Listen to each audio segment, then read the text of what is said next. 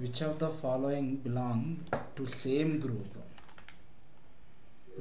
Macropus, ear pinna, body hairs, four chambered heart.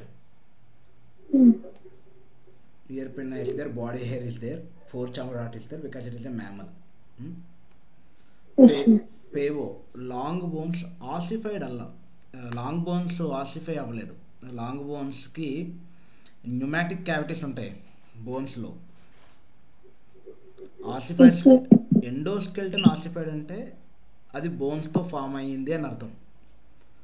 మనకి text book లైన్లో కూడా ఏముంటుందంటే బర్డ్స్ ఎండోస్కెల్టన్ ఈజ్ ఆసిఫైడ్ అంటే బోన్స్ ఉన్నాయి, కానీ లాంగ్ బోన్స్ అనేది న్యూమాటిక్ బోన్స్, దాంట్లో ఎయిర్ ఫిల్డ్ క్యావిటీస్ ఉంటాయి కాబట్టి అది wrong.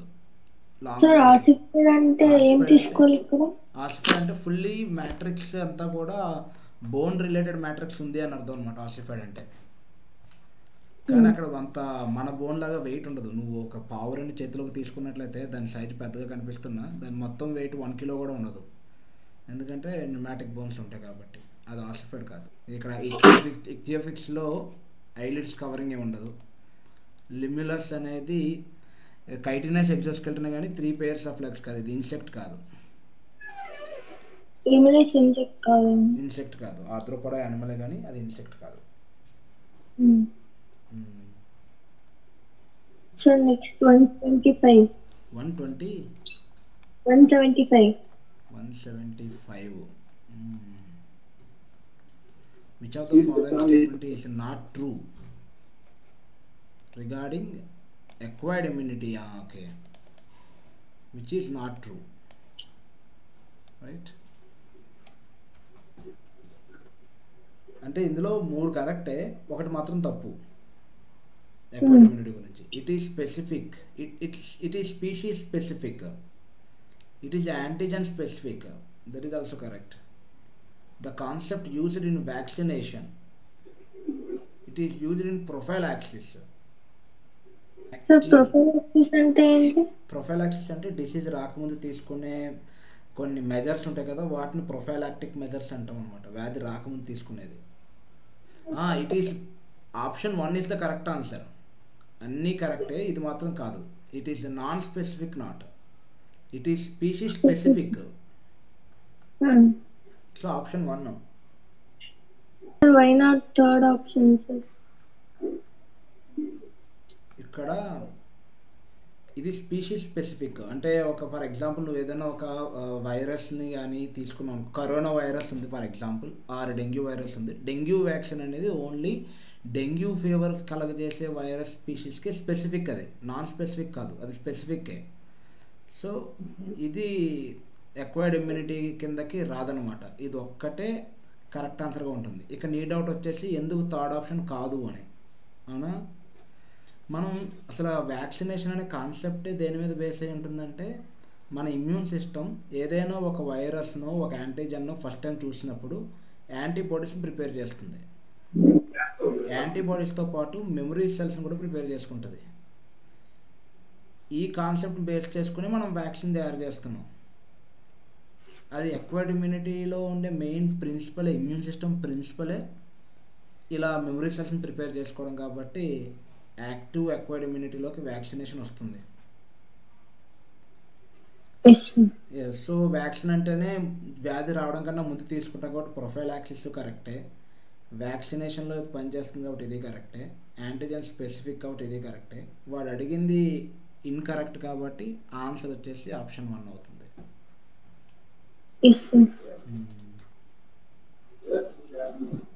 Next 188.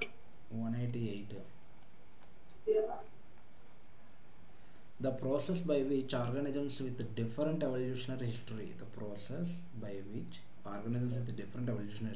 evolve similar phenotypic adaptations in response to common environmental challenge.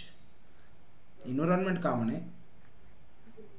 Okay ఎన్విరాన్మెంట్లో organisms develop అవుతున్నాయి, బట్ ప్రతి ఆర్గానిజంకి డిఫరెంట్ డెవలప్మెంటల్ హిస్టరీ ఉంది, with different developmental evolutionary history. ఇక్కడ నుంచి ఒక ఆర్గానిజం వస్తే ఇక్కడ నుంచి బి అనే ఆర్గానిజం, ఇక్కడ నుంచి సి అనే ఆర్గానిజం, ఇవన్నీ వచ్చి సేమ్ నిచ్ అనేవి షేర్ చేసుకుంటున్నాయి.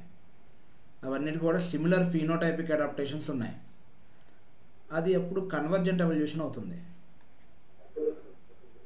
Sir adaptive radiation also adaptive radiation అంటే ఏంటంటే కామన్ యాన్సిస్టర్ నుంచి స్టార్ట్ అయ్యి డిఫరెంట్ ఏరియాస్కి వెళ్ళిపోతుంది. అవి రేడియేట్ అవుతాయి, డిఫరెంట్ ఏరియాస్కి రేడియేట్ అవుతాయి. Starting from a common point literally radiating into different directions. Common ancestor ఉంటుంది. కాబట్టి ఇది డైవర్జెంట్ ఎవల్యూషను, న్యాచురల్ సెలక్షను, ఇదంతా కూడా డైవర్జెంట్ ఎవల్యూషన్ సంబంధించింది. హోమోలోగస్ ఆర్గాన్స్ ఇదంతా కూడా. ఇక్కడికి వచ్చేటప్పటికి ఏంటంటే డిఫరెంట్ ఆరిజిన్స్ కానీ కామన్ హ్యాబిటేట్. అంటే marsupials, Australian marsupials, Australian mammals. Mammals origin A, marsupial origin B. But ఆ రెండు కూడా సేమ్ ఆస్ట్రేలియాలో ఉండడం వల్ల వాటి మధ్య కామన్ క్యారెక్టర్స్ కనిపిస్తాయి మనకి. ఫ్లయింగ్ స్క్వెరైలు, అలానే షుగర్ గ్లైడరు. ఇలా మనకి నీకు టెక్స్ట్ బుక్లో ఒక దీన్ని ఏమంటాం ఎవల్యూషన్ చాప్టర్లో కంపారిజన్ ఇచ్చాడు, అబ్జర్వ్ చేస్తావా? Tasmanian tiger cat, Tasmanian wolf, Tasmanian tiger cat అలా ఇచ్చాడు కదా, యాంటేటర్, నంబాట్. అవన్నీ కూడా కన్వర్జెంట్ ఎవల్యూషన్. ఓకే, ఆ టేబుల్ ఫాము ఒక లైన్ మనం వర్టికల్గా చూస్తే అది డైవర్జెంట్. ఆ రెండు వర్టికల్గా ఉన్నదాంతో కంపేర్ చేస్తూ వెళ్తే అది కన్వర్జెంట్.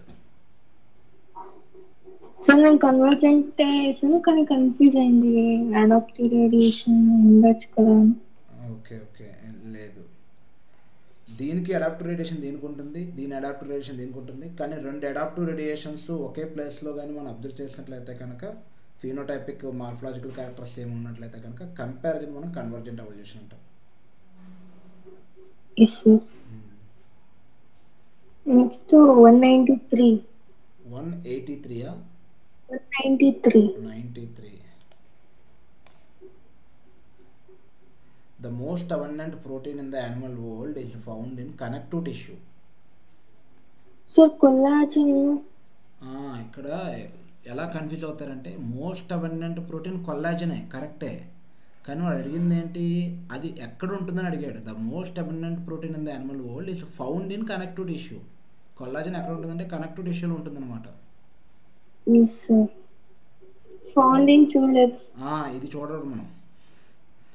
ఇది లేకపోతే ఇక్కడ కొల్లాజన్ ఆన్సర్ రావాలి. The most abundant protein in the animal world is collagen. Direct NCERT line. మనం ఇక్కడ దాకా చదివేసి వెంటనే కొల్లాజన్ టిక్ చేస్తాం, అబ్బాయి ఈజీ క్వశ్చన్ అని. మనం మిస్టేక్స్ చేసేవన్నీ కూడా ఈజీ క్వశ్చన్స్తోనే చేస్తాం. నెక్స్ట్ 197.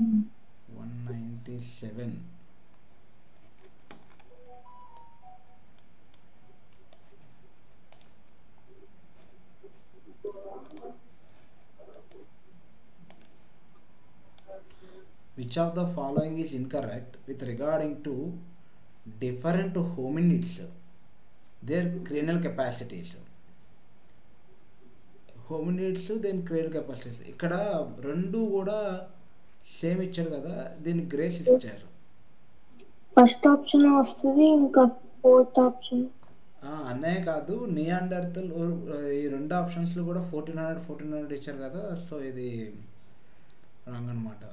అంటే incorrect with regarding to the hominid. Homo erectus ఉంది కదా, 650 to 800 only it is according to NCERT. 850 to 800. Homo erectus కూడా 900. ఈ రెండు ఇన్కరెక్ట్, దాంతోపాటు ఇది కూడా ఇన్కరెక్ట్. ఏది కరెక్ట్ అని అడిగాడు అనుకో, అప్పుడు మనం నియాండర్తల్ అని పెట్టచ్చు. సో ఇలా ఇవ్వడం వల్ల మనం గ్రేస్ ఇవ్వాల్సి వచ్చింది.